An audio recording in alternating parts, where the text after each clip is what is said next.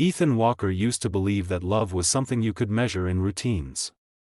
The way Lucas Reed always remembered to bring oat milk instead of regular, the way he kissed Ethan's forehead before leaving for work, the way their evenings blended into quiet rituals of shared playlists and half-finished conversations. For 2 years, Ethan had built his idea of the future on those small certainties, convinced that stability was proof of devotion. Lucas had a way of making everything feel effortless. He was charming without trying, confident in a way that made people lean in when he spoke. Ethan, on the other hand, had always been the observant one, more comfortable listening than leading. Their differences had once felt complementary. Lucas brought energy into the room, Ethan brought depth. Together, they felt balanced, like two halves of a story that made sense only when read together, but balance, Ethan was slowly learning, could shift without warning. It started with delays that were easy to justify. Lucas began coming home later, always with a reasonable explanation: extra meetings, networking events, spontaneous dinners with colleagues. Ethan told himself that ambition was not a flaw. He wanted to be supportive, not possessive. Still, the apartment felt quieter, as if something invisible had been removed from the air. One evening, while preparing dinner alone, Ethan checked his phone and noticed Lucas hadn't replied to a message he'd sent hours earlier. It wasn't unusual, but the silence felt heavier than before. When Lucas finally walked in, smiling and distracted, he offered a quick apology and placed his phone face down on the counter. Ethan noticed. He always noticed. Long day? Ethan asked casually. Yeah. Just exhausting, Lucas replied, avoiding eye contact as he went to change. The word exhausting echoed in Ethan's mind. Their days used to end with shared complaints and inside jokes. Now, conversations felt like summaries instead of stories. Lucas was present, but only physically, like someone who had already started leaving in smaller, quieter ways. Ethan's best friend, Maya Thompson, was the only one he allowed himself to be honest with. Over coffee one afternoon, he admitted that something felt off, though he couldn't explain exactly what. Sometimes people don't leave all at once, Maya said gently. They detach in pieces. Ethan wanted to disagree, but the idea stayed with him. He began replaying recent moments in his head, Lucas laughing at messages he never shared, stepping outside to take calls, guarding his phone with a new kind of attentiveness. None of it was dramatic. That was what made it more unsettling. There was no argument, no betrayal he could point to. Just a growing sense that he was no longer part of everything. The name Noah Carter appeared for the first time during one of Lucas's offhand stories. A new colleague, apparently. Someone who had joined his team and brought fresh energy into the office. Lucas mentioned him with casual enthusiasm, the way people talk about someone who had made their days more interesting. Ethan pretended not to care, but the name stayed with him longer than it should have. A few days later, Ethan saw a photo on social media. Lucas and Noah were sitting at a cafe table, both smiling, their heads slightly inclined toward each other. It was harmless, really. Just two coworkers sharing a moment. But something about the image felt too intimate, too unguarded. Lucas hadn't mentioned the meeting at all. When Ethan asked about it later, Lucas shrugged. It was just spontaneous. Didn't think it mattered. That word again. Didn't think it mattered. Ethan told himself he was overreacting. Relationships weren't built on constant updates or shared schedules. Trust meant giving space, not demanding explanations.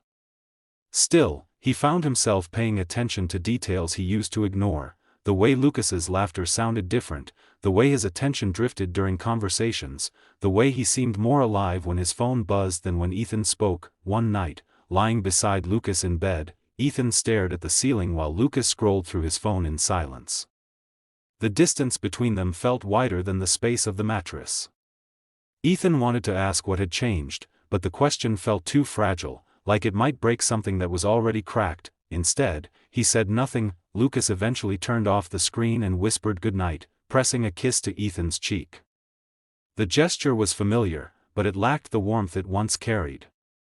Ethan closed his eyes, trying to convince himself that love didn't vanish overnight, that doubts were just shadows created by fear. Yet deep down, he felt it, the subtle shift, the quiet rearrangement of priorities. The kind that doesn't announce itself, but rewrites everything all the same. As Lucas's breathing slowed beside him, Ethan realized that the most frightening part wasn't the possibility of being left. It was the growing sense that he was already being replaced, not by someone specific, but by a version of Lucas that no longer belonged to him. Ethan's unease did not arrive as panic. It arrived as patterns. Lucas started replying to messages in fragments instead of full sentences, his words clipped, as if conversation had become an obligation rather than a desire. Plans were postponed, then forgotten altogether. When Ethan suggested dinner, Lucas claimed exhaustion. When Ethan asked about weekends, Lucas mentioned deadlines. Every explanation sounded reasonable on its own. Together, they formed a silence that felt deliberate. Ethan tried to adapt. He reminded himself that love matured, that passion softened into something quieter. Still, the emotional gap made him restless. He began waking up earlier, noticing Lucas already dressed, phone in hand, smiling at something Ethan could not see. Whenever Ethan entered the room, Lucas tilted the screen away without realizing he was doing it. The habit was subtle. That was what hurt the most. One evening, while washing dishes, Ethan heard Lucas's voice drifting from the balcony. It was low, careful, almost intimate. Not the voice he used for coworkers or family. Ethan couldn't make out every word, but he heard enough. "I miss you too," Lucas said softly. The sentence landed inside Ethan like a sudden weight. He froze, fingers numb under the running water. Lucas rarely said those words anymore. Not to him. When Lucas came back inside, he smiled as if nothing had happened. Ethan tried to mirror the expression, but his chest felt tight. "Who were you talking to?" Ethan asked, keeping his tone neutral. "Just Noah," Lucas replied. "Work stuff." "Work stuff." Ethan nodded, even though the words didn't align with what he had heard. That night, sleep refused to come. His mind replayed the tone of Lucas's voice, the careful warmth in it. He wondered when he had last heard Lucas sound like that with him. The following week, Ethan found himself doing something he had never done before, checking Lucas's location. Not obsessively, just once. Lucas had said he was working late again, but the map showed him across town, near a row of cafes and small restaurants. Ethan hesitated for a long time before grabbing his jacket. He told himself he only wanted clarity. Not confrontation. Not drama. Just the truth, whatever it was. The cafe was softly lit, warm with quiet conversations and background music. Ethan stood outside for a moment, his reflection faint in the glass. Before he looked in, Lucas was sitting at a corner table with Noah. They were leaning toward each other, not touching, but close enough that the space between them felt intentional. Noah was laughing, eyes fixed on Lucas. Lucas looked relaxed in a way Ethan hadn't seen in months, his shoulders loose, his smile unguarded. Ethan watched as Lucas brushed his hand against Noah's arm. The gesture was brief, almost accidental. But Noah didn't pull away. That was the moment something inside Ethan shifted from doubt to certainty. He didn't go in. He didn't interrupt. He walked away before either of them could see him, his heart beat loud in his ears. The city felt distant as he moved through it, like he was watching his own life from behind glass. When Lucas came home later that night, Ethan was sitting on the couch, lights off. "We need to talk," Ethan said. Lucas paused, sensing the tone. "About what?" "About Noah," Ethan replied. The name changed the air between them. Lucas exhaled slowly, as if he had been expecting this moment, even preparing for it. "It's not what you think," Lucas said. Ethan almost laughed. "Then tell me what it is." Silence stretched. Lucas sat down across from him, avoiding his eyes. "I didn't plan it," Lucas admitted. "It just happened. We started talking, and I felt understood in a way I didn't expect." "So you're emotionally cheating on me," Ethan said quietly. Lucas looked up, startled by the word. "I never touched him." "I swear." Ethan nodded. "That's not the part that hurts." Lucas tried to explain. He talked about feeling lost, about pressure, about not wanting to hurt Ethan. Every sentence sounded like an apology wrapped in self-justification. Ethan listened without interrupting, noticing how none of the words included responsibility. "So what are you saying?" Ethan asked. "That you love him?" Lucas hesitated. The hesitation was answer enough. "I don't know," Lucas said. "But I care about him." Ethan stood up slowly. He felt strangely calm, as if his emotions had finally aligned with reality. "You didn't mean to hurt me," Ethan said. "But you did. And the worst part is, you didn't even stop yourself." Lucas reached for his hand, but Ethan stepped back. "I trusted you with the parts of me I don't show anyone," Ethan continued. "And you gave them to someone else." Lucas whispered his name, but Ethan was already walking toward the door. He didn't slam it. He didn't shout. He just left, and for the first time in 2 years, Ethan realized that heartbreak wasn't loud. It was quiet, controlled, and devastating in its restraint. Ethan moved into Maya's guest room with a single suitcase and a sense of unreality that followed him everywhere. The room was small, painted in muted colors, and filled with borrowed quiet. At night, he lay awake listening to unfamiliar sounds, realizing how much of his identity had been built around a space he no longer belonged to. For the first few days, Lucas didn't stop calling. Messages piled up on Ethan's phone, each one softer than the last.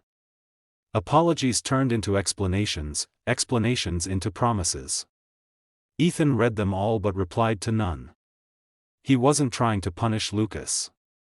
He was trying to understand himself without the noise of someone else's guilt shaping his thoughts. Maya watched him closely, offering food he barely touched and conversations he often drifted away from. She didn't force advice on him. She simply reminded him to breathe, to sleep, to exist outside the collapse of a relationship that had once felt permanent. "What hurts the most?" she asked one evening. Ethan thought about it carefully. "That I still miss him. Even knowing what he did." Maya nodded. "That's not weakness. That's attachment." The days passed slowly. Ethan returned to habits he had neglected: morning runs, long showers, music that belonged only to him. He started therapy, not because he felt broken, but because he wanted to learn why he had stayed silent when he first felt invisible. The sessions were uncomfortable, but honest. He spoke about loyalty, fear, and the way he had mistaken emotional distance for maturity. Lucas eventually showed up at Maya's apartment. Ethan wasn't prepared for how different he looked. Not physically, but emotionally. The confidence that once defined him had softened into something uncertain. Lucas stood at the door with nervous hands and eyes that searched Ethan's face for permission. "I lost him," Lucas said quietly. Ethan didn't need to ask who. The statement carried its own meaning. "He said he didn't want to be the reason I destroyed my life," Lucas continued. "I thought what we had was real. But he walked away. And now I see what I did." Ethan listened without interrupting. He noticed how Lucas spoke about Noah first, and himself second. "I'm sorry," Lucas said. "I thought I was missing something with you. But I was just taking you for granted." The words were sincere. Ethan could feel that. But sincerity didn't erase damage. It only made it more complicated. "You didn't lose me because you fell for someone else," Ethan replied calmly. "You lost me because you stopped choosing me." Lucas looked down. "Can we try again?" The question lingered between them, heavier than any accusation. Ethan searched his own emotions, expecting anger, grief, or longing. Instead, he found clarity. "I loved you when you were still here," Ethan said. "But you left before I did. I just took longer to accept it." Lucas stepped closer, his voice breaking. "I'll do anything." Ethan shook his head gently. "That's what scares me. You're ready to change now that you've lost everything. But I needed you to change when we still had something to protect." Silence filled the space. Lucas nodded slowly, as if understanding was arriving too late to be useful. After Lucas left, Ethan didn't feel relief. He felt something quieter and stronger: self-respect. Weeks turned into months. The ache didn't disappear, but it transformed. It became manageable, then distant, then reflective. Ethan stopped checking his phone for messages that no longer came. He began meeting new people, not in search of replacement, but in search of connection without expectation. One afternoon, sitting alone in a cafe, Ethan caught his reflection in the window. He looked different. Not happier exactly, but more present. More grounded in who he was without needing to be seen through someone else's eyes. That he realized that love had never failed him. He had simply placed it in hands that were not ready to hold it. As he finished his coffee and stood to leave, Ethan felt something unfamiliar but welcome: anticipation. Not for a specific person, or a guaranteed future, but for the possibility of loving again without abandoning himself in the process. For the first time since everything ended, Ethan didn't feel like he was recovering, that he felt like he was beginning.